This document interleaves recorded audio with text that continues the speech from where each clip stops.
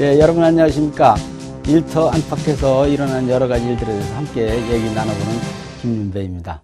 오늘은 우리나라에 산업재해가 많이 발생하고 있다는데 그에 대해서 이 처벌하는 것은 솜방망이 처벌이 아니냐 이런 얘기들이 있는데 그에 대해서 얘기를 나눠보도록 하겠습니다. 네, 그렇습니다. 이 우리나라에는 산업재해가 많이 발생하고 있죠. 작년만 해도 10만 건 이상이 발생했고, 이 죽은 사람 숫자도 2천 건이 넘고, 특히 이제 사고 때문에 돌아가신 분들도 971명이나 될 정도로 이 사고가 많이 발생하고 있습니다. 그런데 이런 사고가 발생할 때 우리나라에서 처벌이 강하다는 주장이 있는가 하면 다른 한편에서는 처벌 규제가 너무 세다 이런 견해가 있습니다. 우선 첫 번째로 이 산업안전보건법의 규제가 심해서 산업안전보건법 위반 사범이 날로 늘어나고 있다.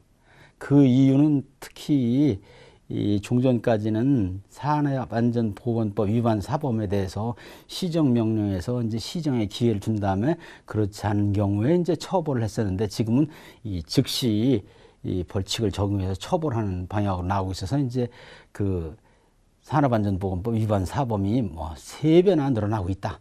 그리고 검찰과 법원에서도 굉장히 엄벌하는 경향이기 때문에 산업안전보건법에 의해서 이 위반 사범들이 많이 늘어나고 있다. 이런 견해가 있는가 하면 다른 쪽에서는 노동자들이 사망하는데도 산업안전보건법 위반했다고 처벌되는 사업시설은 굉장히 적고 그 처벌의 정도도 약하다. 이런 견해가 있습니다. 이 견해가 나오는 그 분석한 바가 있는데 여러분들이 보시는 그 분석은 이 하급심 법원 판결까지 포함해서 산업안전보건법 위반에 대한 법원의 판결 사례를 분석한 보고서에 입각한 것입니다. 제가 그 보고서를 보니까 과시 우리가 느끼는 것보다 산재가 발생했을 때 사업주에 대한 처벌이 약하지 않은가 그런 생각도 할 법합니다. 이 대저 산재 예방을 위한 접근법에는 2가지가 있습니다. 하나는 리갈리즘 법률주의라고 해가지고 산업 안전에 관한 기준, 보건도 마찬가지입니다. 기준을 정한 다음에 그 기준을 사업주로 하여금 지키게 하고 지키지 않은 경우에 처벌하는 것입니다. 그러니까 사업주 입장에서는 그 기준을 지키기만 하면 극단적으로 하면 설사 사고가 나더라도 책임을 묻기 어려운 것이죠. 우리나라도 대표적으로 이 법률주의에 입각하고 있습니다.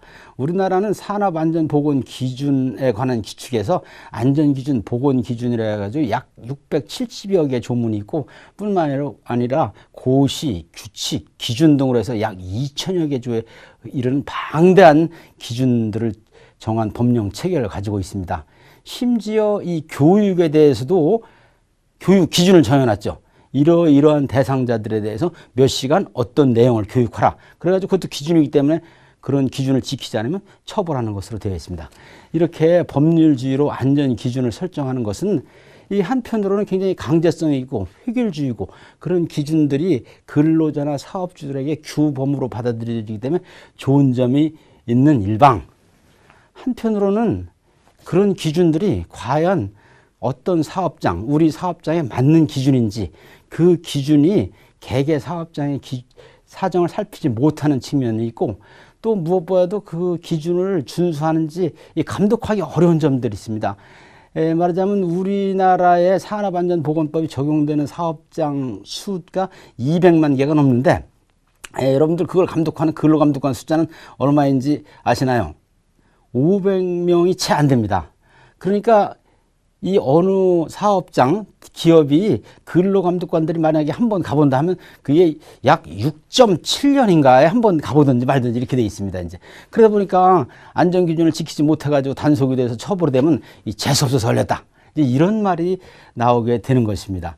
그래서 이제 이런 이 산업안전보건법 위반 사범을 굉장히 처벌하기 어려운 또 이론적인 배경에는 산업안전보건법 위반으로 인한 불법행위를 이른바 이제 다른 거랑 비유해서 시장형 불법행위라고 하는데 기업이나 사업장에서도 사회적으로 가치 있는 활동을 하는 것이죠. 그 활동에 따라서 종업원을 데리고 일을 하다가 사고가 나서 다치거나 그런 것이죠.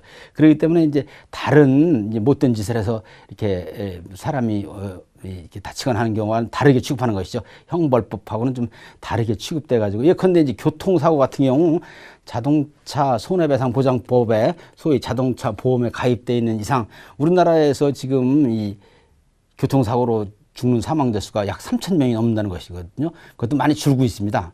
이 산재 사고는 늘고 있는데 그건 줄고 있고 큰 걱정입니다. 아무튼 간에 이렇게 이 자동차 관련 사고가 나더라도 이 교통사고 처리 특례법인가 16가지에 해당되지 않으면 자동차 보험에 들은 이상 이제 사업주들은 대신 산재보험 드는 게 있죠.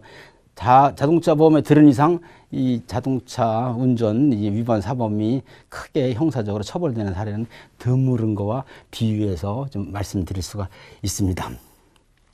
그 다음에 이런 법률주의에 대응해서 경제주의, 리갈리즘이라는 것이 있는데 경제주의에서는 안전기준의 준수, 불준수를 따지지 않고 사고가 발생해서 재해가 발생하면은 그 재해에 대해서 국가에서 지급된 산재보험 급여, 유족급여, 장애급여, 요양급여, 장제비 등등 그 급여의 일정한 액수, 3배 내지 5배, 예를 들면 이런 거를 산재세 또는 산재과징금으로 사업주에게 기계적으로 부과하는 것입니다.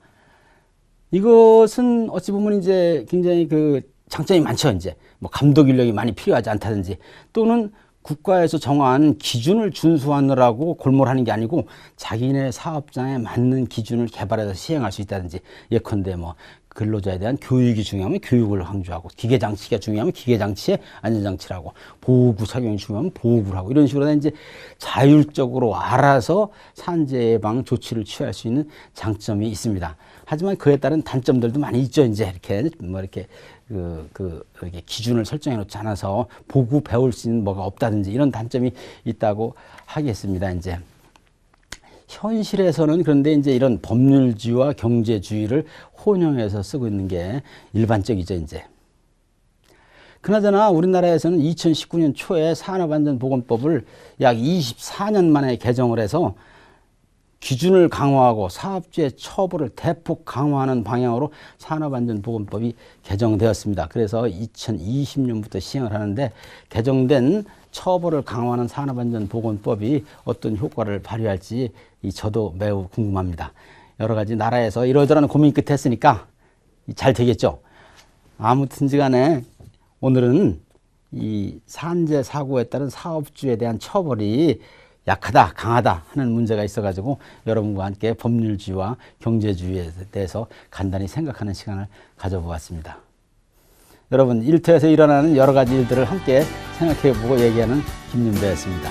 다음 시간에 기대해 주십시오. 대단히 감사합니다.